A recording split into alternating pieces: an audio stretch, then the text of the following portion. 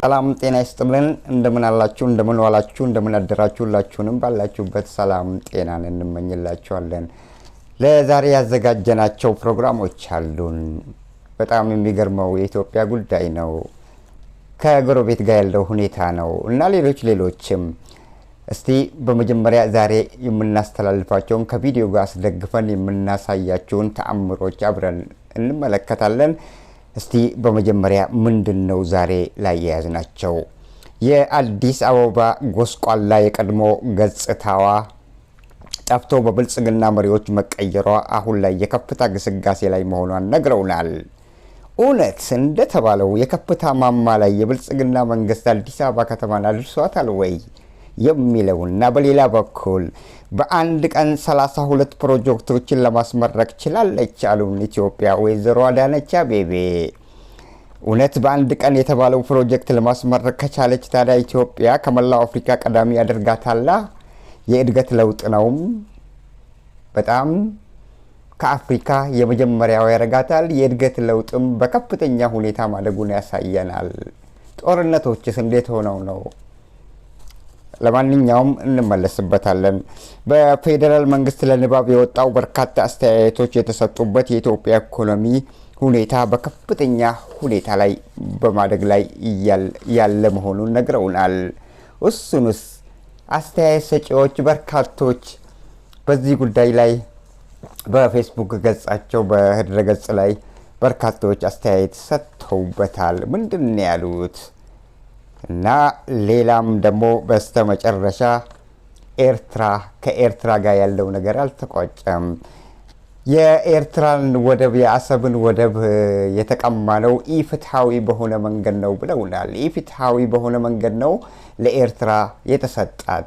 ስለዚህ ኢትዮጵያ በሚሊዮኖች ጊዜ አረጋግጬ የምነግራችሁ ሚሊዮን ታይም አረጋግጬ የምነግራችሁ ኢትዮጵያ የባህር በር አልባ ተዘግታ አትቆይም አትኖርም ብለውናል ጠቅላይ ሚኒስትር አብይ አህመድ የሚለውና በስተመጨረሻ ደግሞ ውድ አድማጭ ተከታታዮቻችን ምንድነው የሚባለው በተረት ጎርፍ ይዞት ሰውን ሲሄድ አረፋውን ነው መያዣ ሲያጣ ሰው አረፋውን ነው የሚይዘው ነው የሚባለው። እና ኢትዮጵያ ግብጽን እየከሰሰች ነው። የግብጽ መንግስት ኢትዮጵያ ላይ ሴራ እያሴረ ነው። የኢትዮጵያን እድገት አይፈልግም። ኢትዮጵያ ላይ ከጥንት ጀምሮ እያሴረ ያለ ሴራም አለ የሚሉንና ሌሎችንም እናቀርብላቸዋለን። ውድ አድማጭ ተከታታዮቻችን በመግቢያ ላይ የአዳነች አቤቤ የተባለው 32 ፕሮጀክቶች በአንድ ለማንኛውም እስቲ ወደዛ እንሄዳለን። አሁን በቀጥታ ወደ ፕሮግራሙ እመራችኋለን። እስከ መጨረሻው እንድትከታተሉን እንጋብዞታለን። ከቪዲዮ ጋር አስደግፈን ስለሆነ እንድታዩትና ሀሳብ አስተያየታችሁን እንድትሰጡበትም ከወዲሁ እነግራችኋለን። አሁን በቀጥታ ወደ ፕሮግራሙ እንምራችሁ።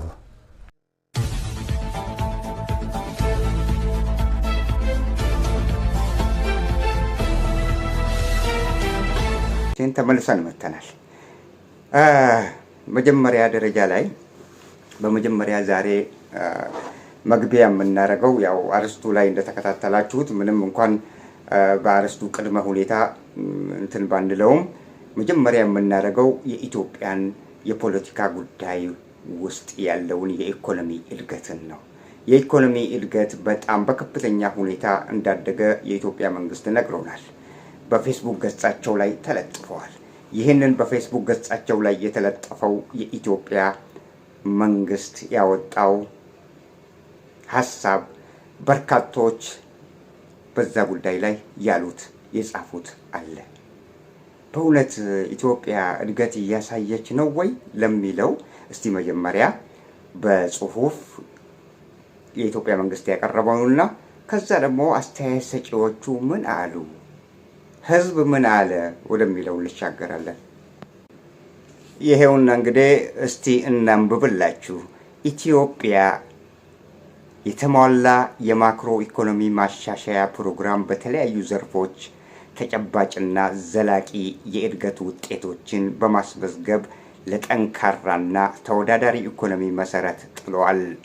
የመንግስት ቁርጠኝነት በታየበት በዚህ ኢኮኖሚ ማሻሻያ ፕሮግራም ለዓመታት በኢኮኖሚው ላይ ተጋርጠው የነበሩ ወቅታዊ ችግሮችን ደረጃ በደረጃ እንዲቀነሱና ውስጣዊ አቅም ያለው ከዓለም ጋር የተሳሰረና በገበያ ተወዳዳሪ የሆነ ጠንካራ ኢኮኖሚ እንድንገነባ አስቻይ አውድ መፍጠር ችለናል አሉ። የኢኮኖሚ እድገት በላቀ ደረጃ እንዲፋጠን በተለይ የዋጋ ግሽበትን በማረጋጋት የውጭ ምንዛሬ ክምችቶችን በማሳደግ ተኪ ምርቶችን በማበረታታትና አዲስ ኢንቨስትመንት ፍልሰቶችን በማሻሻል ረገድ ማሻሻያውን በእስካሁኑ ጉዞ ጉልህ ስኬት አስመዝግበናል ይላሉ። ውድ አድማጭ ተከታታዮቻችን ያው እንዳነበባችሁት ነው እና ጉልህ የሆነ ሚና ተጫውተዋል። የኢትዮጵያ መንግስት በደረጃ በደረጃ ኢኮኖሚውን ለማሻሻል ባደረገው መፍጨርጨር ለዓመታት ሲሰራበት ቆይቶ ዛሬ ላይ ያው እንዳያችሁት ዛሬ ላይ የኢኮኖሚ ግሽበቶችን በማረጋጋት ከውጪ የገንዘብ ብድሮችን በማስተካከል እና ሌሎችም የምግብ ዋጋ ላይ ቅናሽ በማሳየት ኢትዮጵያ በእድገት ላይ መኖሯን ነግረውናል። ታዲያ አስተያየት ሰጪዎችስ የኢትዮጵያ ሕዝብ ምንድን ነው ያለው? እስቲ እናምጣቸው። እኔ እኮ ግርም የሚለኝ የኛ ኢኮኖሚ ሪፎርም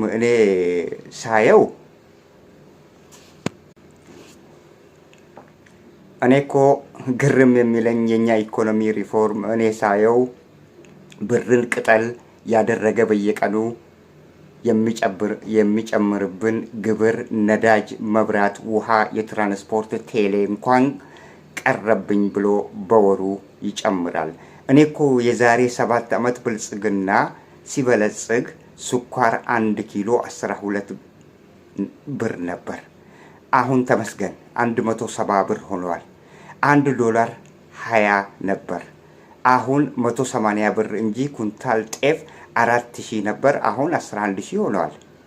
አንድ ሲኒ ቡና 5 ብር ነበር። አሁን 40 ብር ሆኗል። እኔ ሀገር ቤት ሄጄ ለመመለስ ትራንስፖርት 70 ብር ነበር። አሁን 800 ብር ሆኗል። የሚገርመው ይሄ ሁሉ የሆነው በብልጽግናዎች መንግስት የሆነው ነው አይደል? የተሟላ የማክሮ ኢኮኖሚ ለውጥ ያመጣው ብልጽግና ነው ብለው ኢኮኖሚ ሚኒስቴሩ መግለጫ ይሰጣሉ። ሌሎች ደግሞ ያጨበጭባሉ። ህዝቤ ሆይ ከዚህ ደግሞ መደመር ብለው ይተነትኑልናል። ማለት ማፈናቀል ከዚህ ወጣ ብሎ ቤት ለማፍረስ የተፈናቀለ ሰው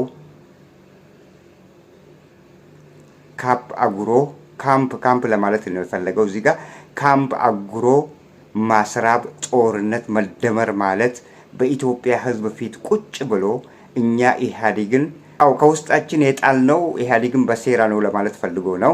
ስለዚህ እኛ በሴራ ለመጣል እንዳታስብ ብሎ ከዚያ ደግሞ መደመር ብለው ተደመር ይሉሃል። ያገሬ ሰው እኔ የኛ ብልጽግና እኮ ልክ የለውም ከሚገልጸው በላይ ነው ያለው። እና የሌላውን አስተያየት ደግሞ እስቲ እንየው። ኢትዮጵያ ያለችበት ሁኔታ በጣም የሚገርመው ነገር ያውና ህዝቡ ምሬቱን ይገልጻል። እነሱ ግን ከፍታና እድገትን የዋጋ ግሽበት ማረጋጋት መቻላቸውን። ውድ አድማጭ ተከታታዮቻችን አንድ ያሳቀኛል። ጄቲ ይላል። ምንድን ነው ያለው? የት ነው ያለችው? ቆይ እናንተ የምትሏት ኢትዮጵያ በኢኮኖሚ ያንሰራራችው ኢትዮጵያ እኛ ተሳስተን ሶማሊያ እየኖርን እንዳይሆን ብሎ ነው የቀለደው። እውነትም ያስብላል። ማን ይህን ጽሁፍ በህልምህ የጻፍክ ሰውዬ ተነስ ነግቷል አለው። ደግሞ አንዱ ማነው እሱ? ወዲ ጉሽ ነው የሚለው እና ያው ህዝቡ እንደዚህ ነው የሚለው።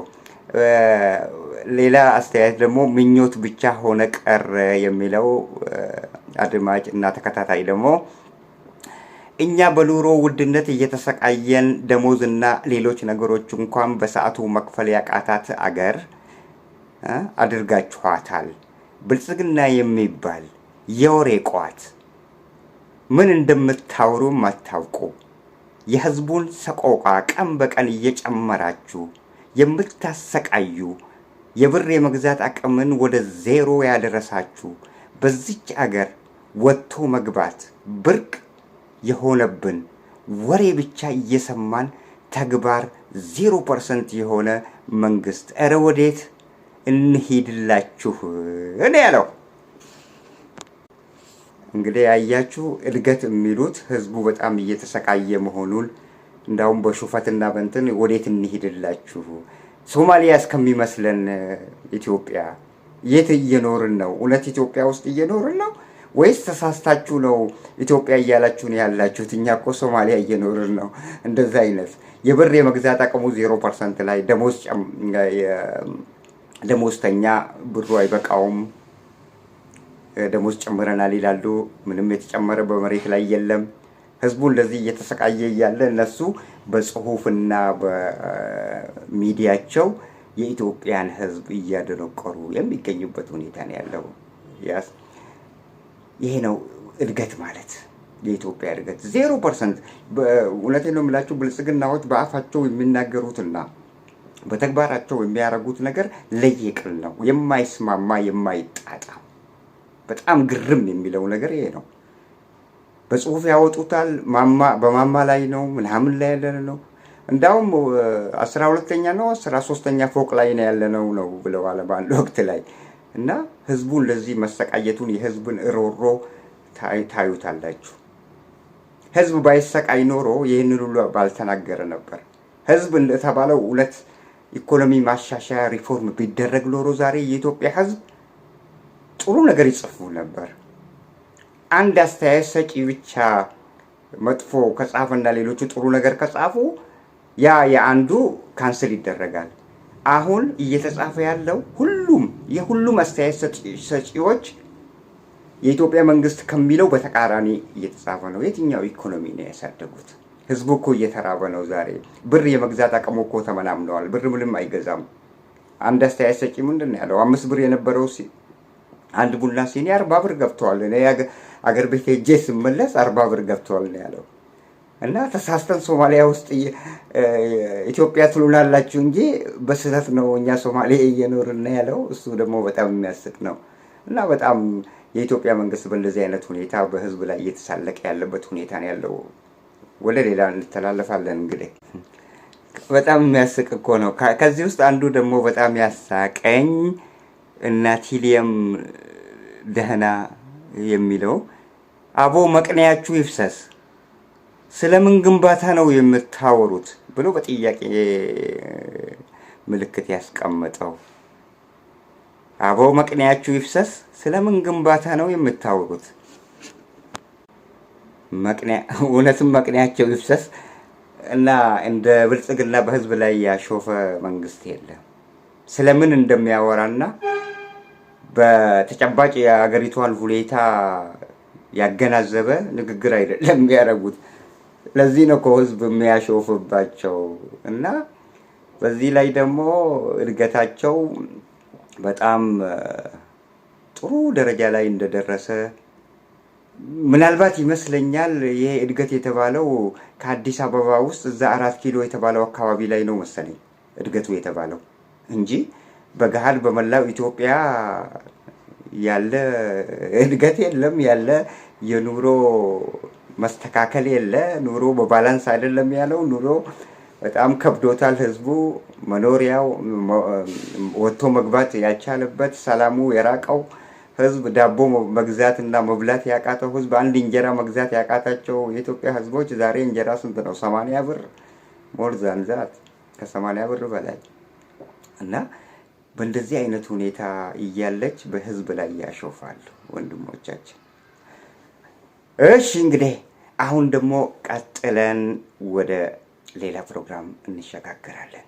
ስለ ኑሮ ውድነት ይህንን ካልን እውነት የብልጽግና መንግስት ውሸታምና ቀጣፊ ሌባ መሆኑን የምታውቁት በአንድ ቀን 32 ፕሮጀክቶችን አስመረቅን ይላሉ። በአንድ ቀን 32 ፕሮጀክቶች። ጋዜጠኛው ነው ያለው ይሄንን። ሁለቱንም ቪዲዮዎች እናሳያቸዋለን። የመጀመሪያው 32 ፕሮጀክቶችን አስመረቅን ብሎ ጋዜጠኛው አንባቢው ሲናገር ወደ አዳነች አቤቤ ያስተላለፈ። አዳነች አቤቤ ደግሞ 30 ፕሮጀክቶችን በአንድ ቀን ገነባን አለች። እርስ በርሳቸው የሚምታቱ። ከዛ ኋላ ደግሞ ይህንን ከተናገረች በኋላ አስተካክይ ተብላለች መሰለኝ። በሶስተኛ ላይ ሶስቱንም አንድ ላይ አድርገን እናቀርብላችኋለን። በሶስተኛ ደረጃ ላይ 32 ብላ ነው ያወራችው። ውሸት መሆኑን የምታውቁት ያልተነበቡ መሆናቸውን የምታውቁት እንዴት አንድ ትልቅ መንግስት በሚያሰራጨው ሚዲያ የሚያቀርበውን ነገር ስተት ይፈጥርበታል። ስተት ከሆነስ ወዲያውኑ ማረም የለባቸውም?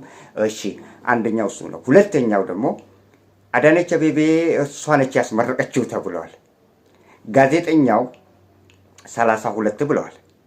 ያስመረቀችዋ ሴትዮ እንዴትስ 30 ብላ ልትናገር ቻለች?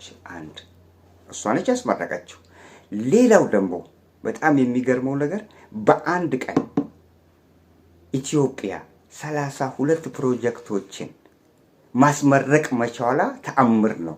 ዚዝ ኤክሰፕሽናል፣ በጣም ኤክሰፕሽናል የሆነ ነው። በጣም ታይቶ የማይታወቅ በዚህ ብቻ ከአፍሪካ የመጀመሪያው አገር ያደርጋታል። በአንድ ቀን 32 ፕሮጀክቶችን ማስመረቅ በመቻሏ።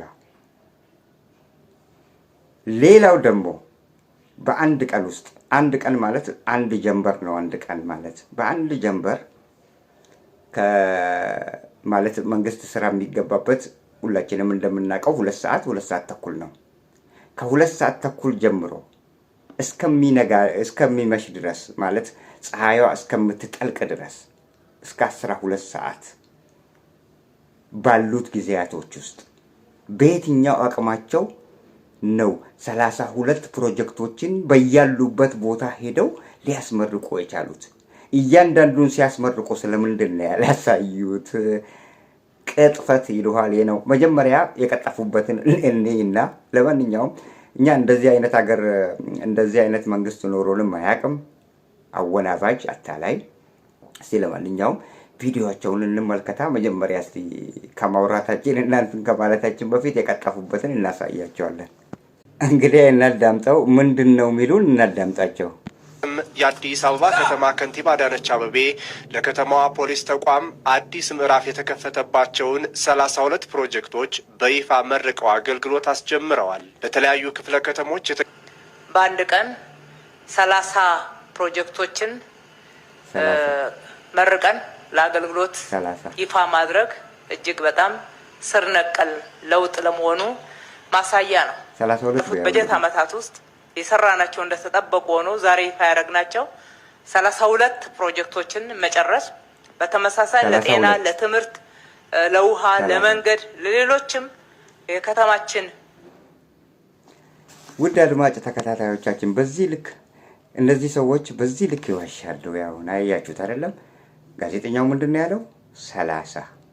እሷ ምንድነው ያለችው? 32። ተመልሳስ በጣም ርቀት አለው ደግሞ የኛው በአንድ ደቂቃ ውስጥ በአንድና በሁለት ደቂቃ ውስጥ የተባለ ነው የመጀመሪያው ጋዜጠኛው የተናገረውና እሷ መጀመሪያ የተናገረችው። ከዛ ደግሞ ከሶስተኛ ነው አራተኛ ደቂቃ አካባቢ ላይ ያለ ነው። በአንድ ፓራግራፍ ውስጥ ሁለት አይነት ነገሮችን መናገር። አስመራቂዋ እሷ፣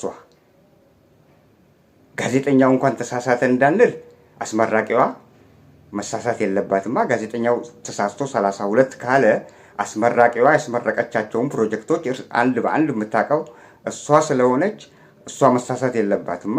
እንዴት ልትሳሳትስ ቻለች? እስቲ እንድገመው እንዴ። አዳምጥ ጉድ።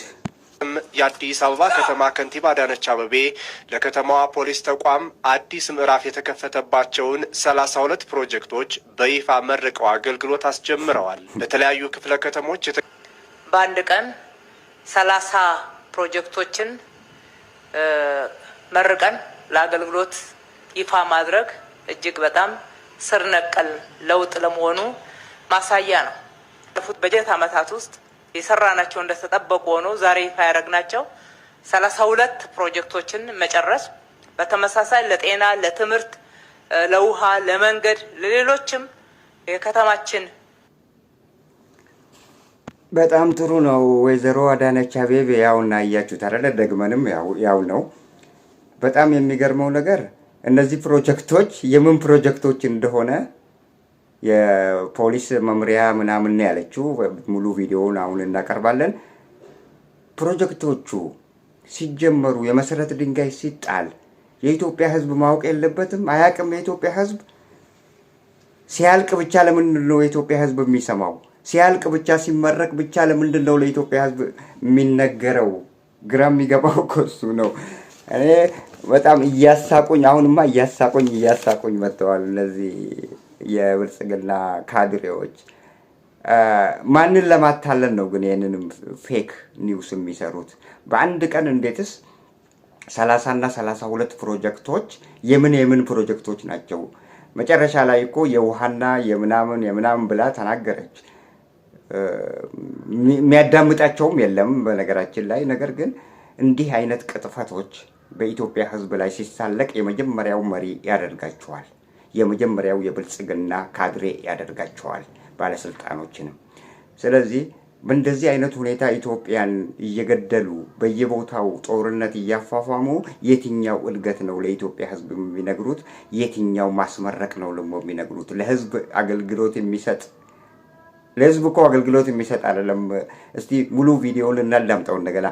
አሁን ይሄ የተባለው ፕሮጀክት በፖሊስ መምሪያ ላይ የተደረገ መሰረት ድንጋዩ ሳይጣል በፖሊስ መምሪያ ፕሮጀክት የተመረቀ ነው የተባለው ወንጀሎችን ለመከላከል እና ሌሎችም እንደተባለው ሌሎችም የተባለው በፖሊስ ዙሪያ ብቻ ላይ ያውጠነጠነ ፕሮጀክት መሆኑን ነው የነገሩን እዛ ቪዲዮ ላይ። ነገር ግን በአንድ ሀገር አንድ ነገር ሲመረቅ ሁሉ ነገር እንትን አለው፣ ቀነ ገደብ አለው። አንድ ፕሮጀክት በሚጠናቀቅበት ወቅት ላይ ሌላ ፕሮጀክቱ እንኳን በዛኑ ቀን የሚጠናቀቅ ከሆነ ለምርቃቱ ቀን ይቆረጥለታል። አንደኛው በሌላ ቀን፣ አንደኛው በሌላ ቀን። ምክንያቱም ራሳቸውን የቻሉ ፕሮጀክቶች ስለሆኑ አሁን 32 ፕሮጀክቶችን የኢትዮጵያ ሕዝብ መሰረት ድንጋይ እንደተጣለ የማያውቀው 32 ፕሮጀክት በፖሊስ ዙሪያ ላይ በፖሊስ መምሪያ ዙሪያ ላይ አዳነች አቤቤ ሄዳ ያስመረቀቻቸው 32 ስትፈልግ 30 የምትለው ፕሮጀክት ምን አይነት ፕሮጀክት ነው? እስቲ አብረን እናዳምጠውና እናጋልጣቸው።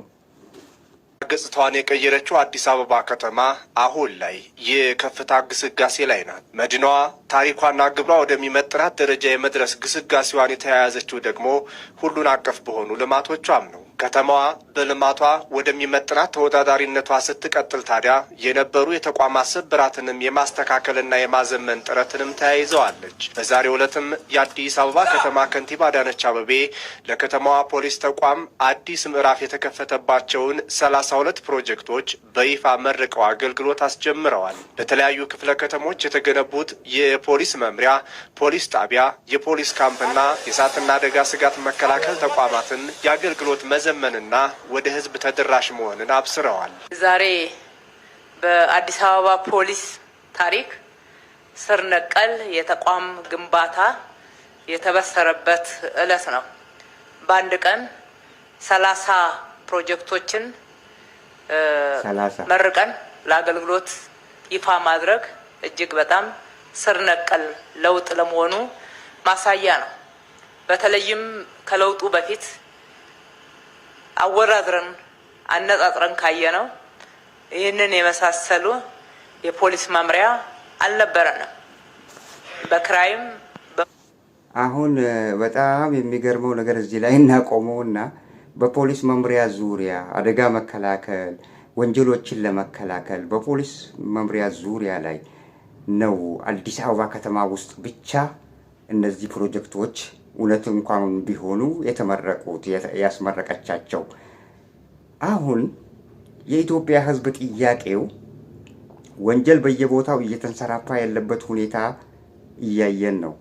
በየቀኑ ይገደላል። አዎ ይሄ ነገር 32 ፕሮጀክት ዛሬ ተመርቋል ብሎናል አይደለም? በወንጀል መከላከል ላይ ብቃት ለማሳየት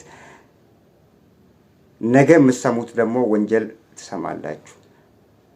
እና በኢትዮጵያ ሕዝብ ላይ እንዲህ አይነት መሳለቅ አዳነች አቤቤና ግብረ አበሮቿ የአብይ አህመድ የብልጽግና ካድሬዎች ኢትዮጵያ ላይ እንደዚህ በዚህ ልክ የሚያሾፉት 32 የፖሊስ መምሪያ ከዚህ ቀደም ያልተደረገ በኢትዮጵያ ታሪክ የመጀመሪያው የሆነ ብልጽግናዎች በምን አይነት ሁኔታ ነው 32 ፕሮጀክቶችን በአንድ ቀን ሊያስመርቁና ለህዝብ ይፋ ሊያደርጉ የቻሉት?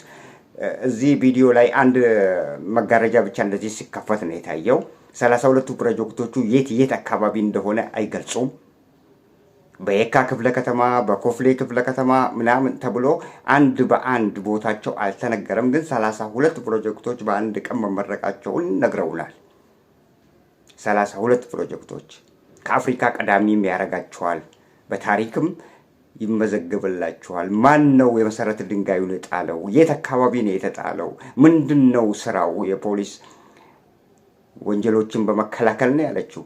ወንጀሎችን ለመከላከል የኢትዮጵያ ሕዝብ ጥያቄው ዛሬ ውሃ ነው። የኢትዮጵያ ሕዝብ ጥያቄው ዛሬ መብራት ነው። የምግብ ዋጋ መጨመርን ነው ጥያቄ አንስቶ እየተናገረ ያለው። የነዳጅ መወደድን ነው የኢትዮጵያ ሕዝብ እየተናገረ ያለው። እነሱ ግን እስቲ ያስመረቃችሁት አሁን በፖሊስ ዙሪያ ላይ ስለተባለና ሕዝብ ትኩረት አይሰጠውም እንደዚህ አይነት ነገር። እስቲ የተመረቀው ይላል። ለምሳሌ የውሃ ፕሮጀክቶችን አስመረቀን የሚሉ ከሆነ ህዝብ ይጠይቃል። የት አካባቢ ነው የውሃ ፕሮጀክቱ የተመረቀው ብሎ ይጠይቃል። ስለዚህ አሁን እንዲህ አይነት ውሸቶችን የሚነግሩን በፖሊስ ዙሪያ አድርገው ወንጀልን ለመከላከል ብለው እንዲህ ዋሽተው የኢትዮጵያን ከፍታ ያሳዩናል። የሌለ ከፍታ፣ በመሬት ላይ የሌለ ጫወታው ዜሮ፣ በዜሮ የተባዛ የኢኮኖሚ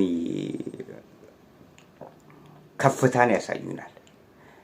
በሌላ በኩል የአይኤምኤፍ እና ሌሎች የገንዘብ አበዳሪዎች ወጥረው ኢትዮጵያን ይዘው ማነቋን ይዘው ክፈል ትከፍላለህ እያላቸው ባለበት ወቅት ላይ በኢትዮጵያ ሕዝብ ላይ እንደዚህ መሳለቅ። ኢትዮጵያ እድገት አሳይታለች። 32 ፕሮጀክቶችን በአንድ ቀን ገነባች።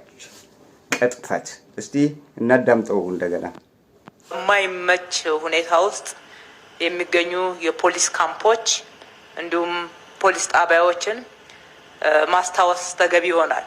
አዲስ አበባ አሁን እየተሰራችበት ያለውን ደረጃ የሚመጥኗት ጠንካራ ተቋማት መደራጀታቸው ከፖሊስ አንጻር ወንጀልን ለመከላከል ከእሳትና አደጋ ስጋት አኳያ ደግሞ የከፋ ጉዳት ሳይደርስ ፈጥኖ መከላከልን የሚያስችሉም ናቸው። ህዝባችንን በታማኝነት በቅንነት በትጋት ለማገልገል አዲስ አበባን ደረጃዋን በሚመጥን ስሟን በሚመጥን ደረጃ የምታገለግል በዛ ደረጃ ተቋማቶቿ የተገነቡ ጠንካራ ተቋማት እንዲሆኑ ባለን ትልቅ ቁርጠኝነት ነው። በአጠቃላይ እነኚህ ዛሬ ለህዝብ ተደራሽ እንዲሆኑ፣ ቅርብ እንዲሆኑ፣ አገልግሎታቸው ፈጣንና ጥራት ያለው እንዲሆን የምንፈልጋቸው ቅድሚያ የሰጠናቸው ተቋማት በዚህ ደረጃ መደራጀታቸውና ለአገልግሎት መስጫ ምቹ የማገልገያ ስፍራ ማግኘታቸው በፖሊስ አንጻር ስናየው ወንጀልን ለመከላከል ከእሳትና አደጋ ስጋት መከላከል አንጻር ደግሞ ስናየው በሰውም ላይ ሆነ በንብረት ላይ ከፍተኛ አደጋ ሳያደርስ በፍጥነት ለመቆጣጠር የሚያስችለን ተደራሽ የሆነ ፈጣን የሆነ አገልግሎት ለመስጠት ያስችለን ዘንድ ነው። በአዲስ አበባ እየተሰራ ያለው ስራ ሁሉን አቀፍ ነው። በዚህም በኮሪደርና የወንዝ ዳርቻዎች ልማት አስደናቂ ስራን የሰራች ከተማ ተቋማትን አዘምኖ በመገንባትም ሌላኛው የህዝብ ብስራት አድርጋ ቀጥላለች። በዚህ ባለፉት በጀት ዓመታት ውስጥ የሰራናቸው እንደተጠበቁ ሆኖ ዛሬ ይፋ ያደረግናቸው 32 ፕሮጀክቶችን መጨረስ፣ በተመሳሳይ ለጤና፣ ለትምህርት፣ ለውሃ፣ ለመንገድ፣ ለሌሎችም የከተማችን ህዝብን ለማገልገል ከፍተኛ ትኩረት የሰጠናቸው አገልግሎቶችም ተመሳሳይ ትኩረት ተሰጥቶ እየተሰራ ነው ያለው።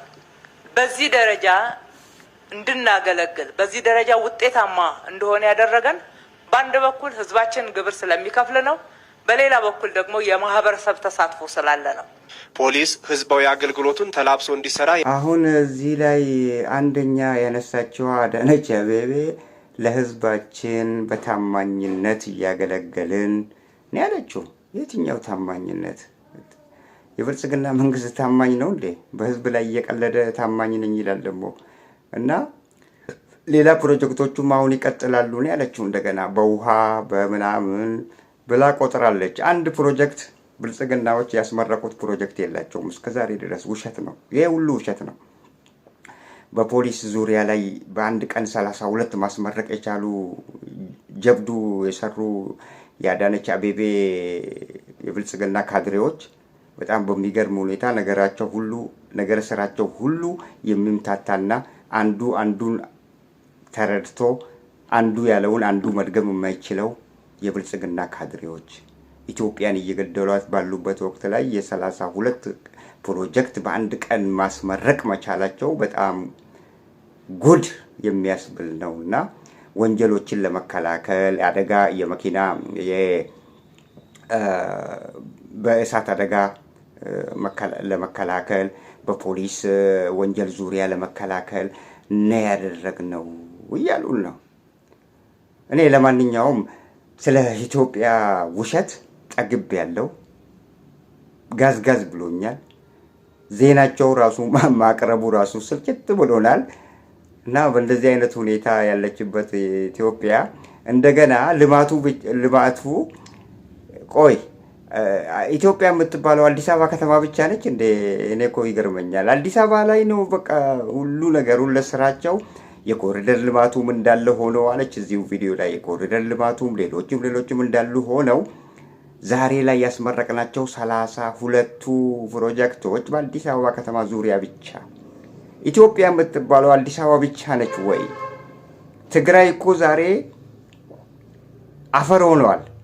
እነዛ ፕሮጀክቶች በወያኔ ወቅት የተገነቡት ሁሉ እኮ ዛሬ ምድረ በዳ ሆነው አገልግሎት እየሰጡ አይደለም።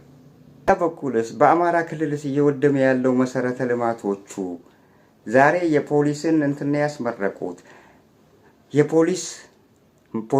የፖሊስ መምሪያ አይበላ አይጠጣ ለህዝብ ጥቅም የለውም። ህዝብ እየተራበ ባለበት የውሃ ችግር ባለበት ሀገር ላይ የኤሌክትሪክ ችግር ባለበት ሀገር ላይ የፖሊስ መምሪያውን ማጠናከር እነሱ ትኩረታቸው ምንጊዜም በፖሊስ በመከላከያ ሰራዊት ምንድነው ያለችው አዳነች አቤቤ? ይሄንን ሁሉ ፕሮጀክቶች ብቻችንን አይደለም የሰራ ነው፣ ህዝባችን ባደረገልን መዋጮ። የትኛው መዋጮ?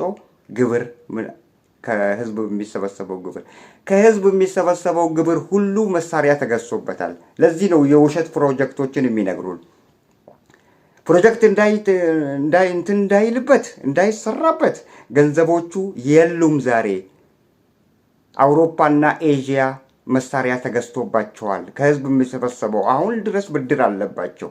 ከህዝብ የተሰበሰበው ብድር ፕሮጀክት የሚሰራበት ነበር።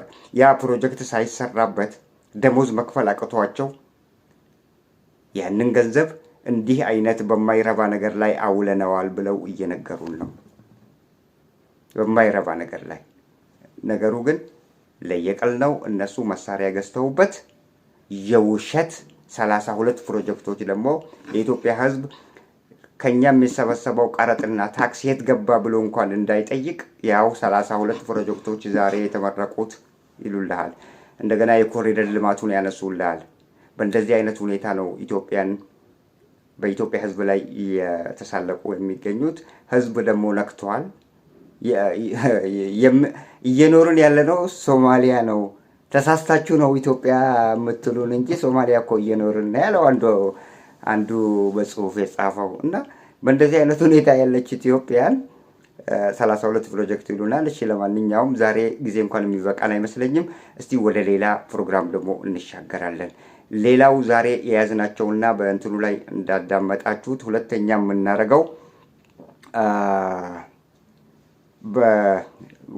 የምናደርገው ማንን እናድርግ? ኢትዮጵያ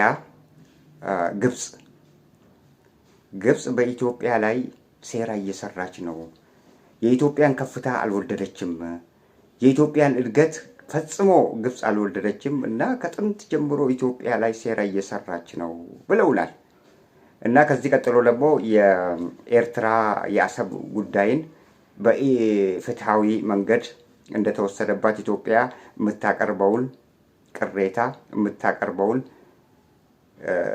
ሐሳብ አብረን የምናዳምጥ ይሆናል። ጠቅላይ ሚኒስቴሩ የባህር በር አታ ኢትዮጵያ እስከ መቼውም ድረስ አትዘልቅም ያሉትንም እናስደምጣቸዋለን። አሁን በቀጥታ ኢትዮጵያ ግብጽ በኢትዮጵያ ላይ የኢትዮጵያን እድገት ስለማትፈልግ ውስጥ ለውስጥ አገር ውስጥ ሰው እያደራጀች አገር ውስጥ ተቃዋሚ ፓርቲን እያደራጀች ጎሪላ ፋይተሮችን እያደራጀች የኢትዮጵያን እድገት ስለማትፈልግ እያሴረች ትገኛለች ብላ ነው የምትከሰው። እስቲ እናዳምጣቸው።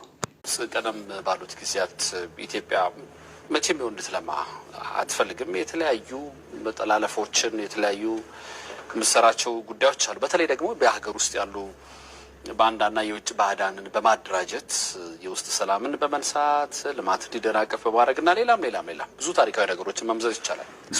የግብጽ ሴራ በፖለቲካ ሳይንስ መነጽር እንዴት ይታያል? በተለይ ምንድነው ምክንያቱ? ምንድነው ያደረግናት የሚለውን ነገር ኢትዮጵያ በምንም ተአምር የግብጽ ጠላት የምትሆንበት ምክንያት የለም እስካሁን ባለው ታሪክም በተግባርም። ስለዚህ ይሄ ከመጥፎ መንፈስ ከውሸት ትርክት በራስ ካለመተማመን የኮሎኒያሊዝሙን አሳይመንት አሁን ለመወጣት ሲሉ ይዋሻሉ። ይሄ ውሸት አሁን ኢትዮጵያን በምንድን ነው የሚዋሹት? አንደኛ ኢትዮጵያ ላይ ማለት ነው እንግዲህ ኢትዮጵያ ከምዕራቡ ጋር ያላትን ግንኙነት በጠማማ በማቅረብ ማለት ነው። ኢትዮጵያ ከእስራኤል ጋር ያላትን ግንኙነት በተሳሳተ መንገድ በማሳየት የምዕራቡን ዓለም የአረቡን ዓለም የመበጥበጥ የማሰለፍ ሁኔታውን ያካሂዳሉ። እንግዲህ የውሸት ትርክት ማለት አንዱ ይሄ ነው። የውሸት ትርክቱን ደግሞ የሚያራምዱባቸው ተቋማት አሏቸው። እነዚህ ምዕራባውያን የተወሰኑ ሚዲያዎችም አሉ፣ አገር ውስጥ ሚዲያዎችም አሉ። እነዚህን ተጠቅመው ያካሂዳሉ። የሚገርመው እነዛ ኮሎናይዘሮቹ የመጀመሪያዎቹ እነሱን ቅድሚያ ሰጥተው ከኋላ የሸኟቸው ኢትዮጵያን ከ30 ጊዜ በላይ በቀጥታ መዋጋት ፈልገው ነበር። እንግዲህ ኢትዮጵያን ለማያዝ ማለት ነው። ያ ሁሉ በሽንፈት ነው የተጠናቀቀው። አልቻለም። እንግዲህ የመጨረሻው አሉላ አባ ነጋ የመሩት ነጽ ዮሐንስ የመሩት ጦር 1875-76 ላይ ከተሸነፉ ወዲህ የአቅጣጫ ለውጥ ማድረግ ተገደዋል። እንግዲህ በቀጥታ ኢትዮጵያ መያዝ አይቻልም። ይሄ ሁሉ ሆነናል፣ ተሸንፈናል፣ በተደጋጋሚ ተሸንፈናል። ስለዚህ ሌላ ነው እንግዲህ ኒዮ ኮሎናይዘሮችም አሉ፣ ኮሎናይዘሮችም ይመሯቸዋል። ስለዚህ ፕሮክሲ ዋር ማካሄድ ነው የሚሻለው ኢትዮጵያ ላይ። እንግዲህ ለግብጻዊ በጣም የሚገርመው ነገር ያው እንዳዳመጣችሁት ግብጾች ኢትዮጵያ ላይ እያሴሩ ይገኛሉ። የውስጥ ባንዳዎችና የውጭ ባንዳዎችን በማደራጀት ለዚህ ደግሞ ፕሮጀክት አላቸው። ይህንን የሚሰሩበት ፕሮጀክት አላቸው ነው ያሉት። ከምዕራባውያን ጋር የኢትዮጵያ ግንኙነቶችን በውሸት በማቅረብ ከእስራኤል ጋር ኢትዮጵያ ያላትን ግንኙነት በውሸት በማቅረብ ነው የተባለው። ኢትዮጵያ ለመሆኑ ከየትኛው ምዕራባውያን ጋር ነው የጠበቀ ግንኙነትና ማለት ሽርክና ያላት? እና ግብጽ የምትቀናባት ምክንያት ምንድን ነው? ግብጽ የተፈጥሮ የአባይን ውሃ ከአባይ የሚለቀቅላትን ቢያግዱባትም ማለት ሙሉ በሙሉ ማገድ አይችሉም። ያው እየተጠቀመች ነው። መጠኑ ቢቀንስባትም ቀነሰብኝ ብላ በአንድ ሰሞን ላይ ትናገረዋለች እንጂ ግብጽ ምንም ያደረገችው ነገር የለም በኢትዮጵያ ላይ። ኢትዮጵያን ለመምታት አንድ ሰሞን እንዳውም ዳሙ የሚሰራበት ፕሮጀክቱ የሚሰራበት ቦታ በወታደር መጠበቅ ጀምሮ ነበር። በዙ 23 እና በዚህ በላውንቸር በምናምን ነገር መጠበቅ ተጀምሮ ነበር። ምክንያቱም ግብጽ ምናልባት አውሮፕላን አንስታ ጥቃት ትፈጽማለች የሚል ሀሳብ ነበራቸው። ነገር ግን ያም አልተደረገም።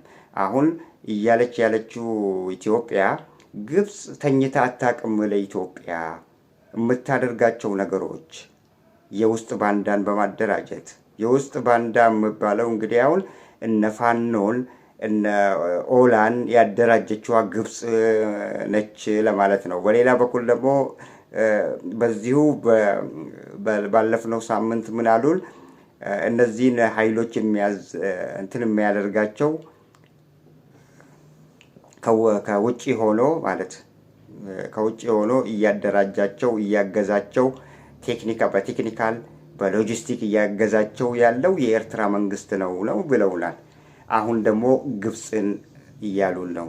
ግብጽ ከጥንት ጀምሮ ግብጽ ለኢትዮጵያ ተኝታ አታውቅም፣ የኢትዮጵያን ከፍታ ስለማትፈልግ ነው ያሉት። በሌላ በኩል ደግሞ ግብጽ ከአሁን ቀደም ኢትዮጵያ ላይ ጦር አንስታ በአሉላ አባነጋ ወቅት ላይ ተዋግታ ኢትዮጵያን ለመያዝ ፈልጋ ነበር፣ አልተሳካላትም። ያም በሽንፈት የተጠናቀቀው እያሉን ነው። ግብጽ ኢትዮጵያን ለመያዝ ለምንድን ነው ፍላጎቷ? ግብጽ ራሷን የቻለች አንድ አገር ነች። ግብጽ ለምንድን ነው ኢትዮጵያን ወራ ኢትዮጵያን ለመያዝ የፈለገችው? ባይሆን ተሳስታችሁ እንዳይሆን ሶማሊያ በአንድ ወቅት ላይ ዚያድ ባሬ ዘመን ላይ ኢትዮጵያን ወቅተዋል። እስከ ጅጅጋ ሀረር ድረስ ሁሉ ገብተዋል። እስከ አለማያ ከተማ እስከ ድሬዳዋ ገብተው ነበር። ምናልባት ሶማሊያን ለማለት ፈልገው ይሆናል እንጂ ግብጽ ምን ለማድረግ ነው ኢትዮጵያን የምትወራው? እና ይሄ ሰውዬ የፖለቲካ ተንታኝ ነው የተባለው ሰውዬ፣ የፖለቲካ ምሁር ነው የተባለው ሰውዬ ከጥንት ጀምሮ ግብጽ እንዴት እንደተመሰረተች ብሎ ነው በሌላ ቪዲዮ ላይ ያቀረበው። በዚሁ ቪዲዮ ላይ ከፊት ለፊት የተቆረጠ አለ። በዛ ላይ ምንድን ነው ያለው? የግብጽን አመሰራረት ብናይ ብሎ ነው ያነሳው። የግብጽ አመሰራረት የተበላሸና ገና ከመጀመሪያው ራሱ አመሰራረቷ ትክክል ያልነበረና በጎሪላ ፋይተርነት በምናምን ብዙ ነገር ነው ያወራው። በእንደዚህ አይነት ሁኔታ የተደራጀችና አገር የሆነች አገር ስለሆነች ለዛ ነው የኢትዮጵያን መበልጸግና የኢትዮጵያን እድገት የማትፈልገው ብሎ ነው ያነሳው። ግብጽ ለምንድን ነው ኢትዮጵያን የምትወረው?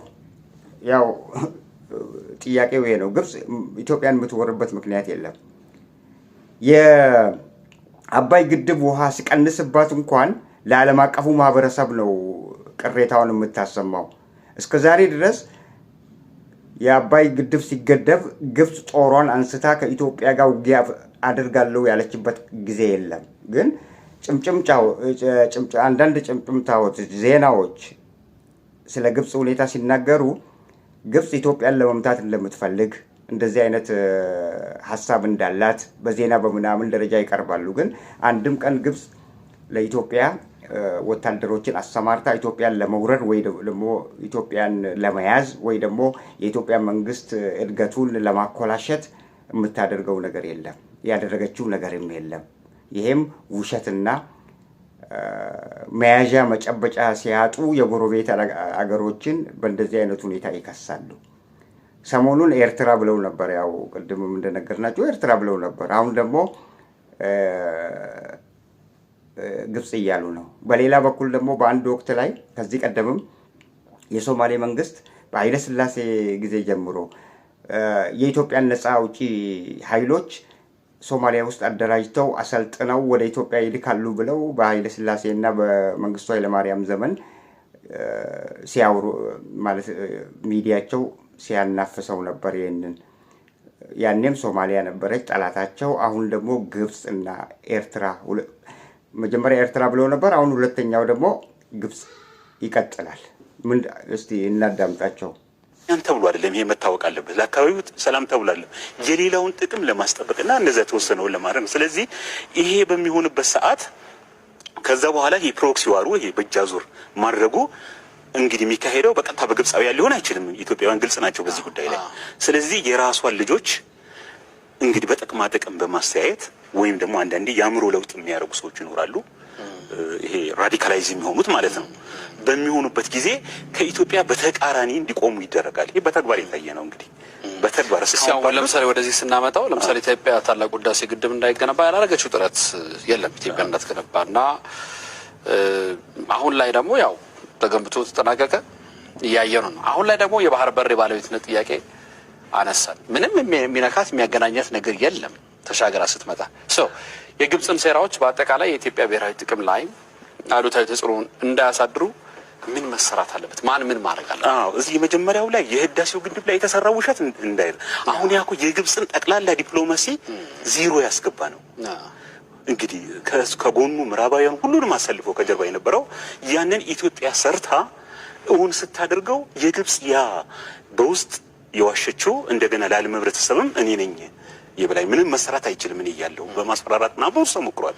ያ የግብፅን ዲፕሎማሲ ምን አደረገው? ዜሮ አስገባው። የዘመናት የሺህ ዓመታት ትርክት ዜሮ እንዲገባ ነው። ቢኮዝ ዜሮ የገባው ዝም ብሎ ስለሰራን ብቻ አይደለም። የግብፅ የውሃ ጥቅም አልተነካም፣ አልቀነሰም። አስበው እንዳውም ጨምሮ የተስተካከለ ውሃ ነው የሄደው። ስለዚህ ያ የዲፕሎማሲው ትርክት በአጠቃላይ በሁሉም መንገድ ዜሮ በሚገባው ሰዓት ተስፋ ወደ መቁረጥ ሄዱ። አሁን እነዛ ብዙ ባንዳዎችን አሰልፈው ልከው አላሳኩትም። የቀደሙት መንግስታት ታውቃለህ በብዙ መንገድ እንዳይሰሩት በቃ መጨናነቅ ውስጥ እንዲገቡ ነው የተደረጉት። እንዳያስቡት ጭራሽ ወደዛ መስራት ማለት ነው።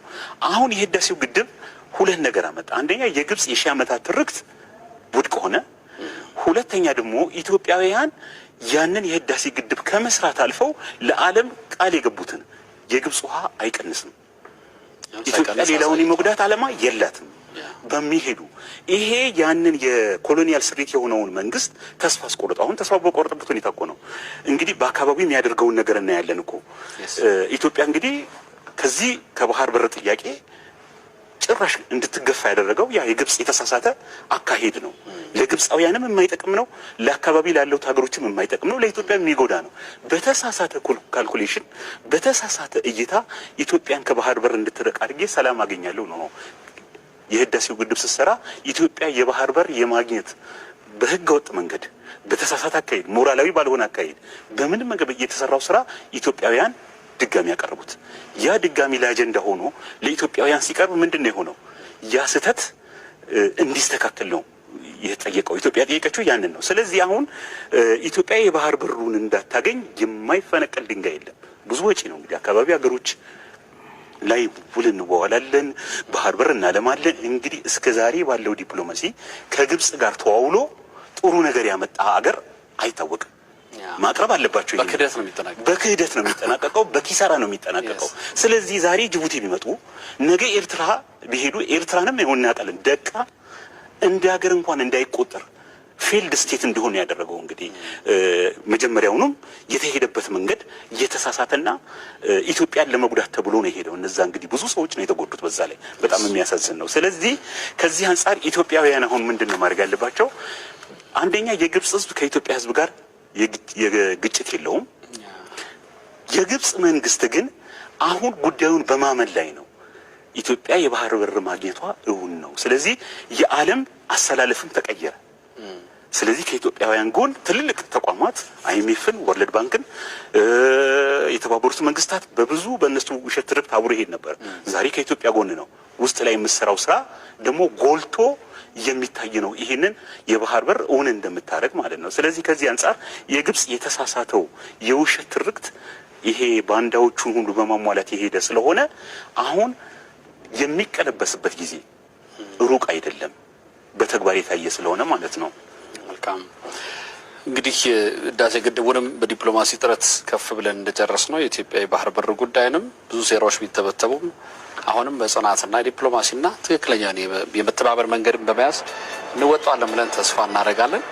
በጣም ነው የማመሰግነው። የፖለቲካል ሳይንስ ምሁር እንዳለ ንጉሴ በምሽት እዚህ ድረስ ተገኝቶ ለሰጡ ማብራሪያ አመሰግናለሁ። ይቀርም የፖለቲካ ምሁር እንዳለ ንጉስ ለበጨረሻ ላይ አያችሁ አይደል? ዞሮ ዞሮ መጨረሻ ላይ የሄዱት አንድ ሰውየው ካነሳው እንዳለ የተባለው የፖለቲካ ምሁሩ አንድ ያነሳው ኢትዮጵያ ከግብፅ ምንም የቀነሰችው ነገር የለም። ውሃ ነጥቡ እዚህ ጋር ያዙልኝ። ምንም የቀነሰችው ውሃ የለም። ስለዚህ ግብፅ ውሃ ካልቀነሰባት የእሷ እኮ ሮሮና ጭምጭምታ ማለት ኢትዮጵያን እየከሰሰች ያለችው መጀመሪያም ውሃ እየቀነሰችብኝ ነው፣ ልትቀንስብኝ ነው፣ አባይ ግድብን እየገደበች ምናምን ብለው ነው ክሳቸውን የሚያቀርቡት። አሁን ኢትዮጵያ ምንም የቀነሰችው ነገር የለም ከግብፅ ላይ። ታዲያ ግብፅ ካልቀነሰባት ምንድነው ችግሯና ነው ኢትዮጵያን የኢትዮጵያን እድገት የማትፈልገውና ለመፈራረስ የምትፈልገው? አንድ እሱ ነው። ሁለት በሌላ በኩል ደግሞ ምንድን ነው ያሉት? ግብፅ አሁን ኢትዮጵያ ለምትሄድለት ከግድቡ ወደ ወደቡ ልትሄድ ነው። ያንን ደግሞ ኢትዮጵያ እንደምታሳካ እውን እየሆነ መጥቷል። ሪያል ፋክት እየሆነ መጥቷል ነው። በጣም እኮ የኢትዮጵያ ነገር ይገርማል። እውን እየሆነ መጥቷል። እውን እየሆነ መጥቷል። አንድን ነገር ለማግኘት የምንለው ምን ሲሆን ነው? እስቲ እናንተ ምን ሲሆን ነው? ከአንድ መንግስት ጋር ኢትዮጵያ ላንድ ሎክድ ነች፣ ባህር በር የላትም። ሜሪታይሞች አሉ። ሜሪታይም ማለት ባህር በር ያላቸው ሀገሮች አሉ። አንደኛው ኤርትራ ነች፣ አንደኛው ጅቡቲ ነች፣ ሌላኛዋ ሶማሊያ ነች፣ ሌላኛዋ ኬንያ ነች። አሁን ኢትዮጵያ የባህር በር ማግኘቷ ነገር እውን እየሆነ መጥቷል ነው ያለው። ስለዚህ የባህር በር እንዳታገኝ ግብፅ በውስጥ ለውስጥ ባንዳዎችን እያቀናጀች ትርክቶችን፣ እነዚህን የኢትዮጵያ ፖለቲከኞችን በጥቅማ ጥቅም በማገዝና እነሱ ላይ ጭንቅላታቸው ላይ ሌላ ነገር እንዲያስቡ በማስደረግ ኢትዮጵያን ለመጉዳት ነው። ስለዚህ ግብፅ የምትፈልገው አሁን ላይ የኢትዮጵያን የባህር በር የማግኘቷን ሁኔታ አልወደደችውም። ለዚህ ለማደናቀፍ ነው ነው ዛት ሚንስ ያ ነው። ታዲያ በአንድ በኩል ውሃ አልተቀነሰም ብላችኋል። በሌላ በኩል መታችሁ ደግሞ የባህር በር ኢትዮጵያ ልታገኝ እውን ሆኗል። ፋክት ነው ነገሩ። ስለዚህ እውን የሆነውን ነገር ግብፅ ለማደናቀፍ ነው ያላችሁ። ከየትኛው አገር መሪ ጋር ነው ከሜሪታይም የሆነ ሀገር ሄዳችሁ የተፈራረማችሁትና በክራይም ይሁን በሊዝም ይሁን በፈለገውም ይሁን የተፈራረማችሁትና ወደብ ኢትዮጵያ እንድትጠቀም ፈቅጃለሁ የሚል ሀገር የትኛው ሀገር ነው ዛሬ ከእናንተ ጋር ተስማምቶ ያንን ውል ለኢትዮጵያ ሕዝብም ሆነ ለዓለም ሕዝብ ይፋ ያደረገው? የትኛው ባህር በር ያለው አገር ነው? በጣም ይገርማል እኮ። እውን ነው ማግኘታችን። አሁን እኮ እውን ስለሆነ ነው የተባለው። የተፈራረማችሁት የለም። እንዴት እውን ሊሆን ይችላል? አንድ በእንጥልጥል ላይ ያለ ከኤርትራ ጋርም ያላችሁት ቁርሾን እናውቃለን።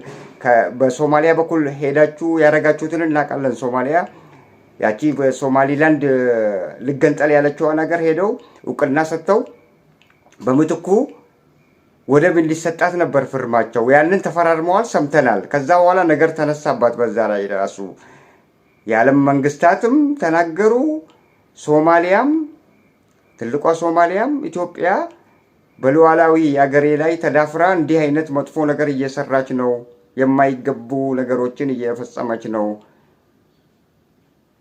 የኔ ግዛት ውስጥ መታ ከኔ ግዛት ለመገንጠል የምትፈልገዋን የዓለም አቀፉ ማህበረሰብ እውቅና ያልሰጣትን ሶማሌላንድን እውቅና በመስጠት ሉዓላዊነቴን ተዳፍራለች ብላ ከሳ በግድ ነው። ያንን ዜና በሌላ ጊዜ አስተላልፈነዋል እና በግድ ነው የተላቀቁት። እና የኢትዮጵያ የባህር በር ማግኘቷ ጉዳይ እውን ነው እያሉን ነው። ፋክት ሪል በመሬት ላይ እየታየ ያለ ነገር ያንን ነው ግብፅ የማትፈልገው እና እንቅፋት እየሆነች ምን ብላ ነው እንቅፋት የሆነችው? እስቲ እኔ በየትኛውም ዜና አልሰማሁም። ግብፅ የውሃ መጠኑ ካልቀነሰባት ግብፅ ሁልጊዜ ሮሮ የምታሰማው የውሃ መጠኑ ቀነሰብኝ፣ ግድብ ሊገድቡ ነው፣ ይቀንስብኛል ብላ ብዙ ጊዜ ስታወራና ኢትዮጵያ ስትከሰም ሰምተናል። የውስጥ ባንዳዎችን በማደራጀት የውጭ ባንዳዎችን በማደራጀት ኢትዮጵያ ላይ እንዲዘምቱ በማድረግ ረገድም ሚና እየተጫወተች ነው። ከጥንት ጀምሮ አረገችው፣ አልተሳካላትም። ዛሬ ደግሞ የኢትዮጵያን የባህር ማግኘቷ ጫፍ ላይ ስለደረሰ እውን ስለሆነ ያንን እያደናቀፈች ትገኛለች ብለው በዙሪያ ጥምጥም እየነገሩን ነው። ስለዚህ ግብፅ ደግሞ በእንደዚህ አይነት ሁኔታ ውስጥ የለች። የእናንተ ባህር በር ከ30 ዓመት በፊት ማለት የዛሬ ያርገውና ኢትዮጵያ ኤርትራ የኢትዮጵያ አካል በነበረችበት ወቅት ባህር በር ነበራችሁ። በዛን ወቅት ላይ ለምን ባህር በር ይኖራታል ብላ ግብፅ ከእናንተ ጋር ጦር አንስታ ታውቃለች እንዴ? ተዋግታ ታውቃለች? የትኛው ታሪክ ነው ግብጽ ኢትዮጵያ ባህር በር እንዳይኖራት በሚያደርግ ዙሪያ ላይ ጦር መዘው ኢትዮጵያን የወጉበት ታሪክ አለ ወይ? ታሪክ ካለ አምጡልን። ለማንኛውም ውድ አድማጭ ተከታታዮቻችን እንዲህ አይነት ሹፈቶችን ነው ኢትዮጵያ መንግስት የሚያሾፍብን። አሁን በቀጥታ የመጨረሻ ፕሮግራም ያደረግነው ኤርትራ ጉዳይ የአሰብ ጉዳይ በእንትን ያጣ ነው፣ በኢፍትሃዊ በሆነ መንገድ ነው ኢትዮጵያ ያጣችው የሚሉንን እናሰማችኋለን። እስቲ በመጀመሪያ ቪዲዮውን እናዳምጠው። አንዱና ዋነኛ መገለጫ የሚሆነው ደግሞ ኢፍትሃዊ በሆነ መንገድ ያጣችው የባህር በር ነው። ይህ ታዲያ ኢኮኖሚያዊ ሸምቀቆ ሆኖባት ቆይቷል። በዛን ወቅት እንቅስቃሴው በጣም ደስ የሚል እንደው ወደቦች በሙሉ ሞልተው እንደገና ተጠባባቂዎች ባህር ላይ መልህቅ ጥለው የሚቆሙበት ለማውረድም ሆነ ለመጫን የተራዎች የሚበዙበት ሁልጊዜ ቢዚ የሆነ ወደብ ነበር። ደፍነትሊ ኢትዮጵያ ከምንም በላይ ከፍተኛ እድገት የምታሳይ በምስራቅ አፍሪካ ላይ እንደው አለ የሚባል ጠንካራ ኢኮኖሚ የምትገነባ ሀገር እንደምትሆን ምንም ጥርጥር አልነበረውም። በዛን ወቅት ያ ቢቀጥል ኖሮ ማለት ነው። ሀብትና አቅም ሳያንሳት ለዘመናት ከዓለም ተራርቃ እንድትቆይ ያደረጋት የባህር በር ማጣት በሯ ተዘግቶባት እስከ መቼ ትኖራለች የሚለውን የቁጭትና የትውልድ ጥያቄ እንደ አዲስ ያነሳሳና አዲስ ምዕራፍ የከፈተም ሆኗል። የት እንደርስ ነበር የሚለው ቁጭትም ያሳጣንን እንድናስተውል አድርጓል።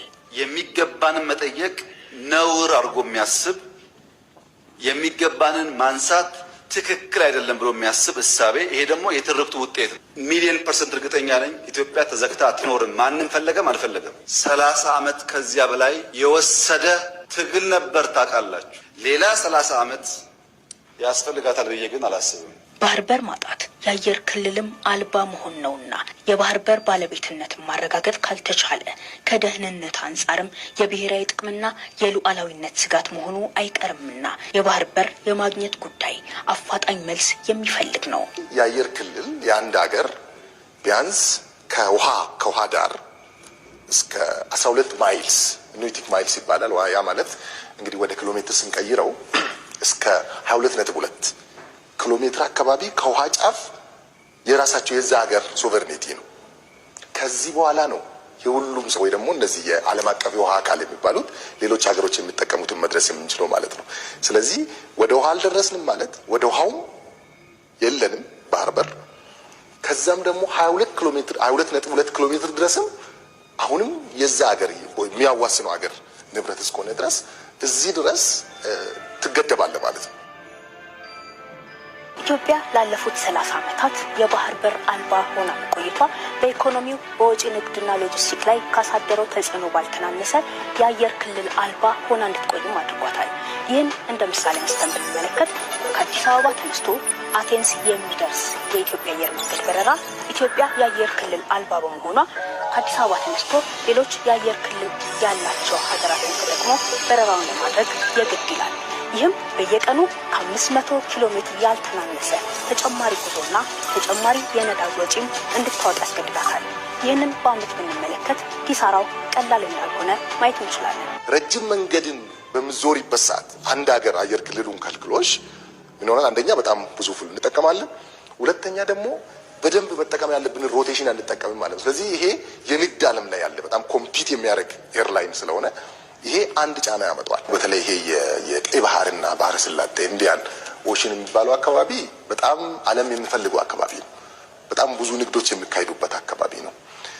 ስለዚህ እኛም ለምሳሌ የተለያዩ መርከቦች አሉ እንበልና የሆነ ቦታ ላይ የኛ መርከብ ችግር ቢያጋጥመው የሚሊተሪ ኦፕሬሽን ቢያስፈልግ እነዚህ ነገሮች ሳታስፈልግ ወደዛ መሄዳት ከአየር ክልላችን ውጪ ዘጋ ስንሄድ የባህር በር እስከሌለን ድረስ ሌላ አይነት ትልቅ ተጽዕኖ ነው የሚፈጥርብን ማለት ነው። ምንን ያመጣል? ኢንዳይሬክትሊ በራሳችን የናሽናል ሴኩሪቲ ላይ ራሱ ሌላ ጥያቄን ያመጣል ማለት ነው። የባህር በር አለመኖሩ የአየር ክልላችን በኢንተርናሽናል ሕግ ምክንያት ዝግ ስለሚሆን ለእነዚህ ኦፕሬሽኖች ሌላ ችግሮችን ያመጣል። በቀይ ባህር ላይ የራሷ መግቢያና መውጫ የነበራት ኢትዮጵያ ታደርገው የነበረው የባህር ላይ እንቅስቃሴ አሁን ካላት ኢኮኖሚያዊ እንቅስቃሴ ጋር ቢቀናጅ የዜጎቿን ኑሮ የተሻለ ማድረግ ያስችላት የነበረ ነው።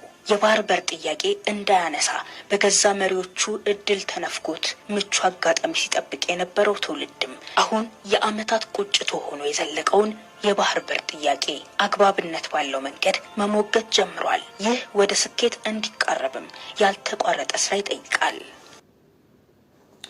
ያልተቋረጠ ስራ ይጠይቃል ነው ያሉት። እንግዲህ አስቡ፣ አሁን ምንድን ነው የሚያገናኘው የባህር በር አለመኖርንና በረራን የሚያገናኘው ነገር ምንድን ነው? በውሃ ውስጥ ነው እንደ አውሮፕላን የሚበራው። ስለዚህ ከዚህ ተነስቶ እስከ እንትን የሚደርስ ድረስ እስከ ቱርክ የሚደርስ በረራ ይቆራል። ትርክት ነው፣ ቁጭት ነው የሚያወሩት። አሁን ድረስ ቁጭት ነው። የመጀመሪያው ሰውዬ ምንድን ነው ያለው? ያኔ እኮ እንደዚህ ነበርን የባህር በሮቹ የነበሩን ወቅት ላይ ተራ እንኳን መጠበቅ ብዙ እንትን ነበረ። በጣም የተተረፈረፈ ሁኔታ ይታይ ነበር። ኢትዮጵያ በጣም ያንን የቁጭቱን ያነሳው ሰውዬው። ይሄ ደግሞ መጥቶ አብይ አህመድ ደግሞ መጥቶ መጀመሪያ ምንድን ያሉት? ኢትዮጵያ 30 ዓመት ሎክድ ሆና አትቆይም፣ ቆይታለች። ከእንግዲህ 30 ዓመት አይፈጅባትም። የግድ ወደብ ማግኘት አለባት። በባሌም በቦሌም ነው። እስቲ እናየዋለን። እሱም በባሌም በቦሌም በየትኛው መንገድ እንደሚያገኙ እሱ አብረን የምናየው ይሆናል። ነገር ግን ከዚህ በቀደመው ቪዲዮ ላይ ኢትዮጵያ የማግኘቷ ሁኔታ እውን እየሆነ ባለበት ወቅት ላይ ግብጽ እንትን እያለች ነው ያሉት። አሁን አይጋጭም ከዚህ ጋር? በባሌም በቦሌም ማግኘት አለባት እየተባለ ነው እዚህ ጋር። የቅድሙ ግን የማግኘቷ ሁኔታ ፕሮባቢሊቲው ከ195% ነው ለማለት ነው ያኛው። የኛው ደግሞ ምንም አይነት ፕሮባቢሊቲ የለም፣ ግን አስገዳጅ የሆነ ነገር ነው የተናገሩት እዚህ ላይ። እንዴት ነው የሚያስገድደው? የ30 ዓመት ቁጭቷን የኢትዮጵያ ሕዝብ ነክቷል። ዛሬ ቁጭት አለበት። ስለዚህ ሌላ 30 ዓመት ስለሚፈጅበት ያንን ወደብ ለማግኘት 30 ዓመት መፍጀት የለበትም፣ አሁኑኑ መገኘት አለበት።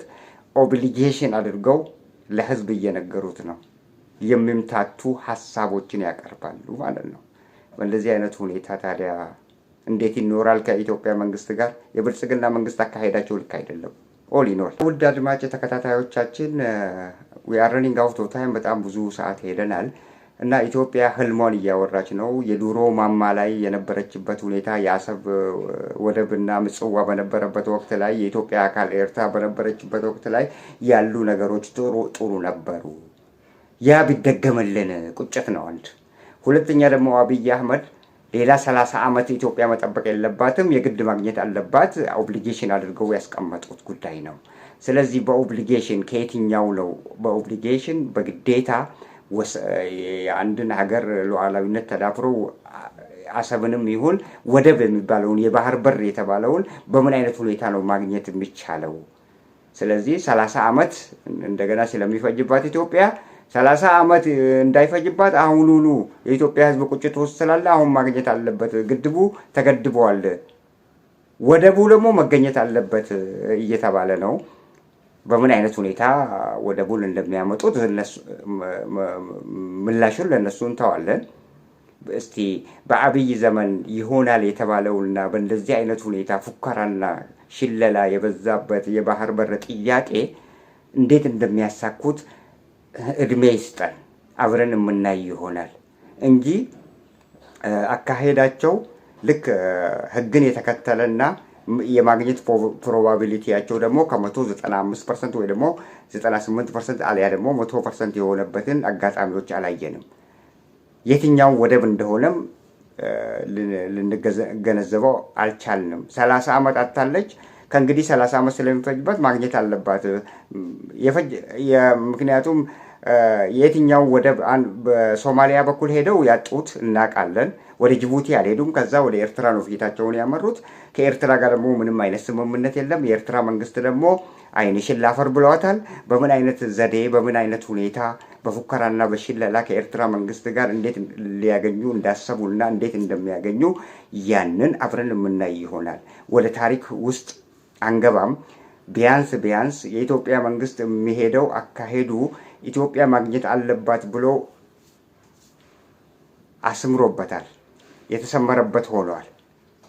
ኢትዮጵያ በትክክለኛው መንገድ በፍትሃዊ መንገድ ያንን በኢፍትሃዊ ያጣችውን ወደብ የባህር በር ዛሬ ላይ ማስገኘት አለባት ግዴታ ብለው አስምረውበታል። ስለዚህ በግዴታ ከየትኛው መንግስት ወይ ደግሞ ከየትኛው አገር ጋር በግዴታ ነጥቀው እንደሚወስዱ አብረን የምናይ ይሆናል። ምክንያቱም በሰላማዊ መንገድና የዓለም አቀፉ ማህበረሰብ በሚወደው መንገድ ሄደን እንቀበላለን እየተባለ አይደለም። ኢትዮጵያ ማግኘት አለባት ብለው ደምድመውታል። ስለዚህ የተደመደመን ነገር እኛ እንዲህ ነው ብለን አስተያየት መስጠት አንችልም። እድሜ ከሰጠን አብረን የትኛውን የባህር በር ነው ኢትዮጵያ ተዘግታ 30 ዓመት መቆየት አትችልም። ስለዚህ አሁኑኑ ማግኘት አለባት። ለዚህ ደግሞ ብዙ ነገሮችን እያጣች ነው። ኢኮኖሚያ እየወደቀ ነው። የበረራ ሁኔታም ተስተጓጉሎባታል። ስለዚህ የባህር በር የማግኘቷ ጉዳይ እርግጥ ነው ብለውናል። ውድ አድማጭ ተከታታዮቻችን ለዛሬ ያሉን መረጃዎች ይህንን ይመስላሉ። ስለተከታተላችሁን እጅጉን እናመሰግናችኋለን። በሌላ ቪዲዮ እስከምንገናኝ ድረስ ቸር ያገናኘን።